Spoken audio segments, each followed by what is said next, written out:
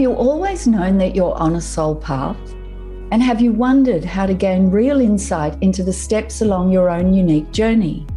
Welcome everyone, I'm Sarah Mane, and thank you for joining me on Damayanti, the show for your soul. I'm so glad to have you along. Damayanti means peace and calm. Damayanti sheds a light for your soul through the wisdom that shines in the universal language of Sanskrit. Damayanti is the show that speaks to your soul, connects with your soul, and enriches your soul. Join me now on Damayanti, the show for your soul, and be inspired and uplifted by the beautiful light of this profound, timeless wisdom.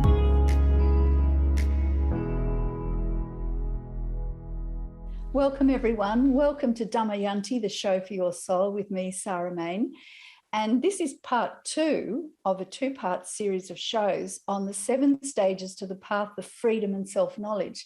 And I have a special guest, Gilbert Mane. He's my husband and the author of 7 Steps to Freedom. I wrote a chapter on the 7 steps in my book, but Gilbert wrote a whole book on the subject, and he really knows it from the inside out. And the previous show, we covered stages 1, 2, and 3 in an overview, but this show, we're going to take it forward with stages 4 to 7. And so I'm welcoming back Gilbert. Welcome back, Gilbert. Hi. And as I would say, hi, honey. Hi. Good to be here. We are actually in the same house. I'm in one room and Gilbert's in another. It's just easier to do Zoom that way. Welcome back, Gilbert. Okay. So let's get straight back into it. Can you recap, please, briefly, stages 1, 2, and 3 in the overview quickly so that we can get into stage 4?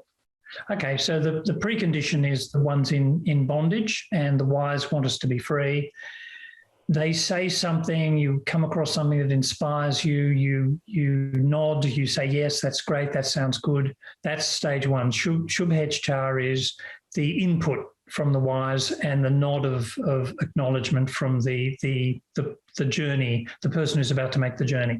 Number 2 is suwicharana, which means inquiry, true inquiry, but it also involves effort and work, and that's really the level at which you actually put in time and effort, doing what you've been told to do, following the instructions, putting in practice the things the exercises you've been told to practice. Then at level 3, in a way, that's the fruit of stage 2, because that's where the old habits begin to thin out. Tanumanasa means the thinning of the mind, habits of mind, physical habits, the foods you eat, the sleep you get, the meditation, the practical exercises in conscious awareness, they begin to take hold in your life. They begin to become good habits, and you're ready to move on to level 4. Right. Yeah, that's a very good recap, and you're excellent at that sort of synthesis. And I'm just going to insert here that I notice, and one of the reasons I keep bringing up the topic of 7 steps, and I put it in my book, Gilbert wrote a whole book on it, and it's knowledge we were given, but people struggle and say, oh, my mind's this and I'm doing, and they don't understand that there is a way of understanding the journey, as it were, and understanding that there are stages. And if you have that knowledge, and we were certainly given that knowledge, it's so useful because it means you can be at peace, as it were, that there is a process and this is a natural stage you're going through. Because without that, you're essentially blind to what's going on.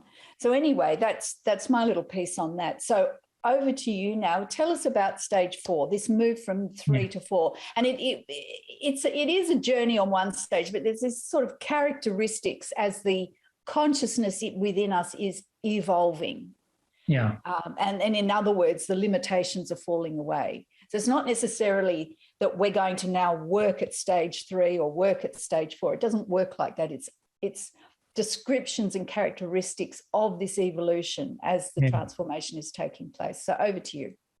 Yeah, that's a really good way of putting it. It is an evolution. One of the analogies that I like to use, did use in my book, was an amnesia victim lying in hospital in bed. and someone comes and shows them their passport or their driver's license, say, look, this is your name, this is your family. And you say, no, I don't remember. I'm sorry. I got a knock on the head. I don't know who I am. But slowly someone reminds you of this. Well, is this familiar? Is this, this book you read, or this is your child, this is your wife, whatever. And slowly you begin to realize who you are. But the point is, you were never anyone else. And that's the paradox of all of this. It's a revelation of who you really are and who you have always been.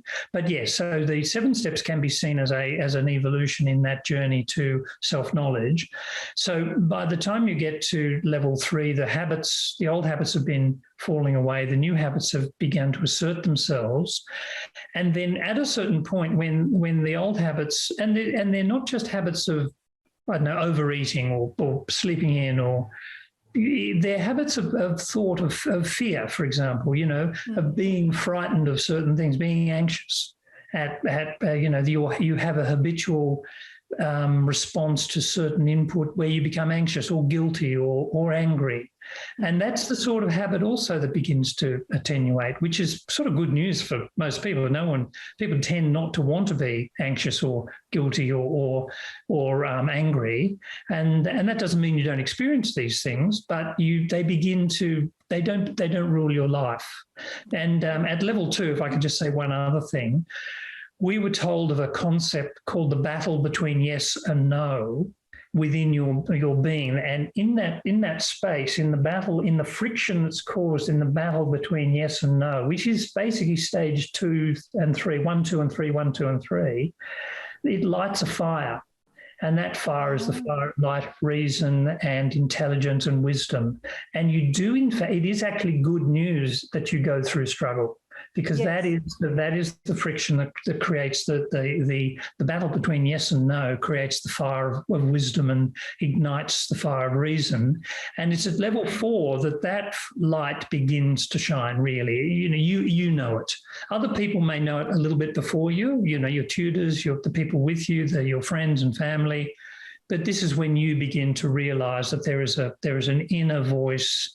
There's an inner calm. There's a space you can have access to that resonates with the wisdom that comes from the outside. It's also meeting it from the inside.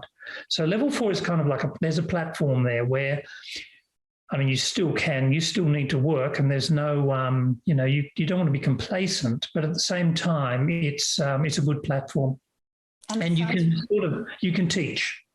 Yes, and the Sanskrit for stage 4. Sattvapati, that's right. Yes, sattva. Sattva is a Sanskrit word meaning that condition of consciousness which is clear and still and clean and lucid. Sattvapati is a state of sattva.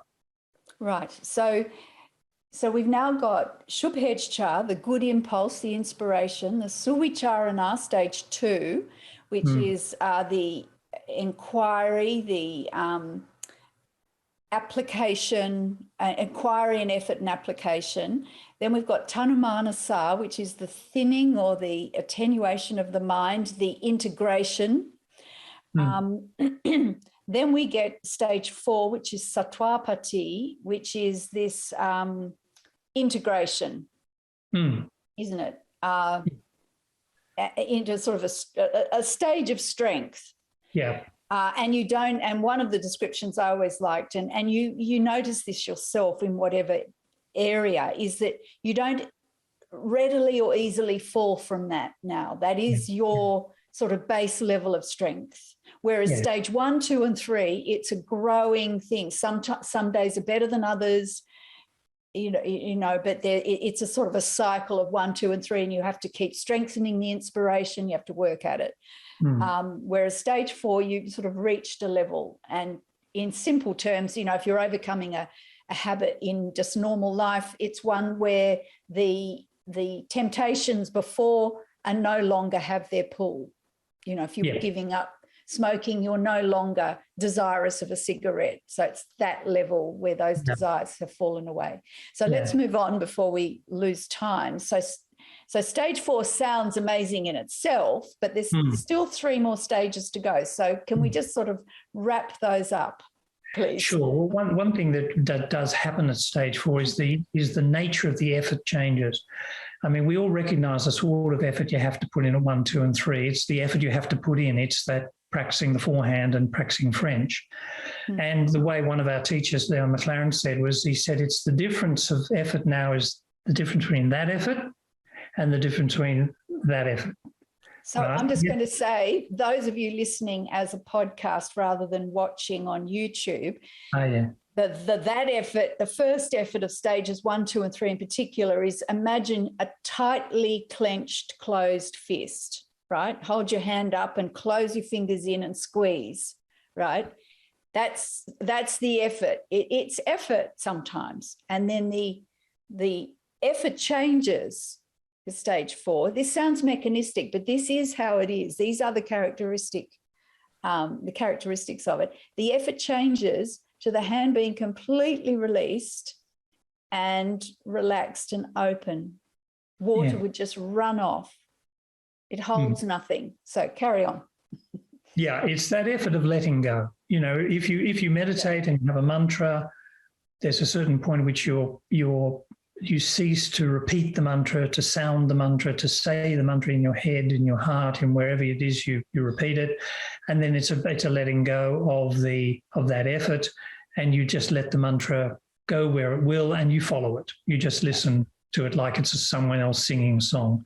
That's the effort then. And then the other levels, the next level is Asang Sakti, then Padartha Bhavani, and finally Turiya. Those are the 3 levels. The reason why it's kind of easy to talk about them is because they kind of take care of themselves. This is when you begin to cease to see difference, begin to experience the world as one family. You begin to see all women as your mother, your sister, your daughter, all men as your father, your brother, your son. You begin to experience the world with love and wisdom and intelligence. Doesn't mean you become more and more like yourself. It's not like you begin to fade. In fact, you become. It's like a painting with strong colours. You go from being a Monet to a Van Gogh. You go from being these sort of like slightly washed out impressionists to a very vibrant, starry night. You know, if you've got a sense of humour, you become hilarious. If you're compassionate, you become very, very loving. If you're intelligent, your wisdom is boundless. It's that sort of, the revelation of who you really are in Asang Sakti. And Padartha Bhavani is a state where there's you and the universe. You know everything to be one. You know everything to be unified. There's a singularity of consciousness. And it's easy to explain, really. It's like love. It's like a family. I used to laugh with the children about how your parents don't have to divide up the love because you got 100% if you're the oldest kid, and now you're only entitled to 50% when your little brother or sister comes along. Love is limitless, and it's the same in Padartha Bhavani. Yeah. And then Turiya, it's it, you're there. Yeah.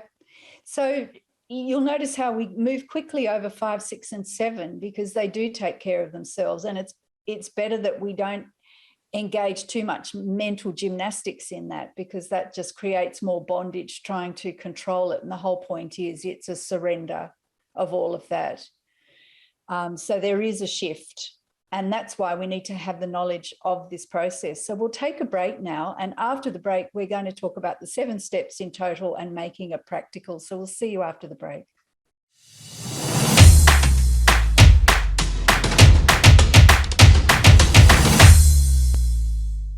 Welcome back, everyone. Welcome back to Damayanti, the show for your soul, with me, Sarah Mane. And today's special guest is Gilbert Mane for the second half of the second show on the 7 steps, the Yoga Vasishta overview of the 7 steps, the journey from limitation to limitlessness, in the transformation of consciousness. And it's very important knowledge. So, Gilbert, over to you. We've talked about the 7 steps. You want to just quickly go over the 7, give the Sanskrit quick summary, because I think you just have to keep layering that knowledge down. Believe you me, we spent years studying this, years and years and years. And, you just understand more as your experience grows. So we're just going to keep repeating it so you at least hear it a little bit more. And Yeah. then Gilbert's going to talk about how to make this practical. Okay, well, you've got the, you always really do need to start with where are you before you begin, and that is in a state that Plato described in his cave, a world of shadows. And then you hear something in the first stage, which is suvicharana, which is the inspiration, and then the nod of acknowledgement from the person who hears it. Stage 2 is suvicharana, which is study, and effort is where you do the work, where you follow the guidance of the person who you found to be your teacher, the book, the person, the whatever it is that you have been inspired by. The third stage, tanumanasara, the thinning of the mind, is where old habits begin to release their grip and new good habits begin to assert themselves. Sattva pati, a state of sattva, and sattva is that state of consciousness which is clear, clean, reasonable, the marriage of love and reason at that stage as well, where you have a platform from which you don't easily fall again. And also you begin to hear from inside that wisdom. You know that when, for example, one of the practices we're given is if you don't know what to do, think of what a wise man would do in that circumstance and do that. And you begin to realize that you are that wise man. And it's not that you have, your ego doesn't grab at that. That's not actually an egotistical thing. If you have access to wisdom, you know it to be not as it were yours, you just have access to it. Then at the next stage is asang sakti, where differences begin to fall away and unity begins to be seen. And this is where you begin to love the world as if it were all your family. Padartha Bhavani is a stage where is you and the universe, and you begin to see that one light, all light is one light, all knowledge is one wisdom, all love is a singularity of love, and you are swimming in that ocean. And then in Turiya, that final, they say it's by invitation only and across the threshold from 6 to 7, which is where even the sense of self as a separate entity falls away, and you know yourself to be one with the universe. And that is Turiya. That's the ultimate. Yeah.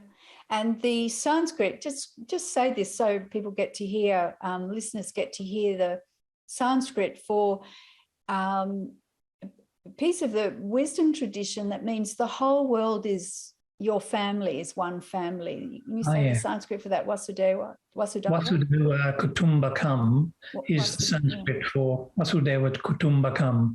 Vasudeva. So I'm getting correct the Sanskrit. Vasudeva Kutumbakam is the means that the whole world is one family. That's the way you see it. And you see it. That's very practical. You see the shopkeeper, you see the bus driver, you meet your dance teacher, you meet your friends and family, obviously, but strangers, which doesn't mean you intrude in their lives. That's not how it works. A mother and a child isn't always just, kissing and cuddling, but they're disciplining and they're standing back and letting them make mistakes as well. A good parent does that. And if the world is your family, it's not sentimental. No. It's practical. Yeah. And certainly when we were growing up, that was, there's elements of it around where children would be naturally respectful to all adults, not just selected ones. That was just natural. And adults cared for everyone. Anyway, yes, that's a different conversation. So let's just look now in the remaining time that we have in the sort of practical ways. How do the 7 stages relate to everyday life? What can people do to use the knowledge of the 7 steps to go free, or the 7 stages, the gateways? I should say at this point, because it comes to my mind to say it, is you've written a whole book on this in all sorts of ways with practical exercises and stories, and it's entertaining and it's informative and it's very accessible. That's the 7 steps to freedom, and that's available on Amazon, and I'm sure that links will be available have a copy of it. For that. There's a book. There it is. And then I put a chapter of that, a chapter in my book, Conscious Confidence, and that's available, my book's available through my website. And you've got a website, haven't you, gilbertmane.com? Yes. And that's MANE, gilbertmane.com, and your book's available through that, and your novels, but that's a separate, we'll have you on to talk about your novel writing. That's a separate thing. Gilbert writes, what do you call them? Fantasy thrillers as well. He's got a whole series. Something for everyone. Anyway, let's stay focused here. Let's be attenuated in our mind. So we've got the 7 steps. So if you go to gilbertmane.com, MANE, gilbertmane.com, you can get links through to Gilbert's book. That's a whole book on it. My book is available at damayanti.store. And I've got a chapter on it, which is just a bit more of a potted version. And then, because like it or not, we just find this essential information. If you're understanding change, the process of change and transformation, you need this knowledge. It's based from our point of view, it's basic knowledge. You don't have to be an expert in it. You just need to know the landscape. And then on my website is a blog, and there is a recent blog post on the 7 steps. Again, even more potted than the chapter in my book, is a blog post on the 7 stages as well. Plus you've got this show and the previous show. So there's now, we're building up a reference library of information that's accessible. So you don't have to spend 40 years studying the Sanskrit, at least get to know the landscape, a bit like a map. So Gilbert, over to you, the 7 stages relating to everyday life. Yeah, so if you are one of the lucky ones, I would count you good fortune, who've woken up to the fact that there is more to life. There must be more to it than this. There must be a level of wisdom that is accessible, that you can have access to. Then you really need to find a teacher. You know, it's very, very unusual. There are people apparently who legendarily are just born ready and are born awake, as it were, and just the slightest thing will wake them up and they then just take off. There are legends of all of that sort of stuff. But for basically 99.9% of humanity, once you have become aware that there is something missing, the difference between is and ought, the difference between the world that is and the world that as it ought to be, but not from a political or social or whatever reason, but just from an internal situation where you know you can be more, there is more to life than you're experiencing. Then you need to find a teacher, and it needs to be a teacher that's simpatico, that you can connect with, that is meaningful to you, that speaks to you, basically. We were lucky. We found our teachers, and they were, we were there sitting at their feet basically for 40 years. We still follow their teaching. We're not formally involved in that pursuit anymore, but we're still involved in the pursuit in our own way. We're pushing ahead, but you need to find a teacher and you need to stick at it. Patience, time, effort over time is needed. And one of the reasons I wrote the book is not as a warning, but just to set out the fact that you're not failing if it seems hard, because it's meant to. Like I said, it ignites the fire of reason, the fire of wisdom, that battle between yes and no, success and failure. I mean, to do push-ups, you need to repeat. Rinse, lather, and repeat. Basically, keep at it. You don't do one push-up and think, oh, that was all right, I can do that. Talk to me after the 20th one. That's where that's where the muscles begin to build, and that's where the work takes place. So 1, 2, and 3, 1, 2, and 3, 1, 2, and 3, rinse, lather, and repeat. Yeah. And then let 4 take care of itself. And then 5, 6, and 7, oddly enough, most people either don't understand it before they get there, or when they get there, they're not interested because it's not a thing anymore. Level 7 steps, who cares? You're basically, it takes care of itself. That effort that you put in the beginning is now the effort of letting go.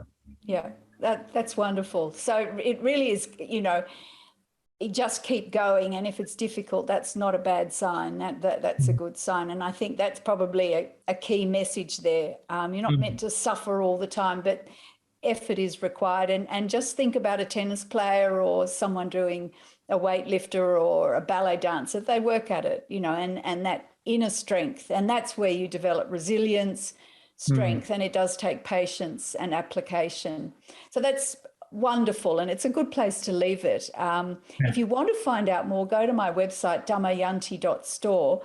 And the .store is interesting because I do have a store there, and there's a whole range of beautiful jewelry, and there's some T-shirts and clothing, and there's a backpack and all sorts of interesting things.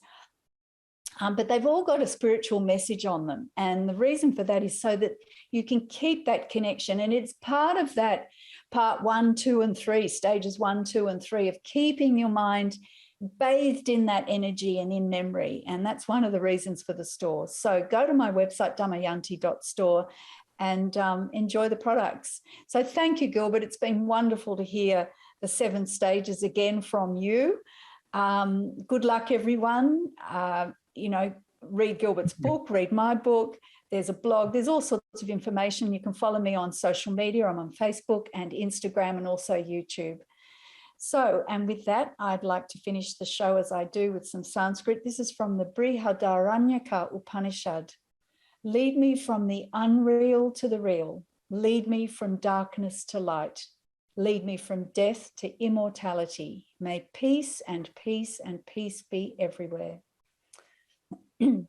Om asato ma sadgamaya, tamaso ma jyotirgamaya, mrityor ma amritam gamaya. Om shanti, shanti, shanti. Thank you for spending time with me on Damayanti, the show for your soul. To find out more about Damayanti or to get my book, Conscious Confidence, Use the Wisdom of Sanskrit to Find Clarity and Success, or to purchase my range of beautiful spiritual jewelry, go to my website, damayanti.store. That's DAMAYANTI.store. Damayanti.store. See you next time.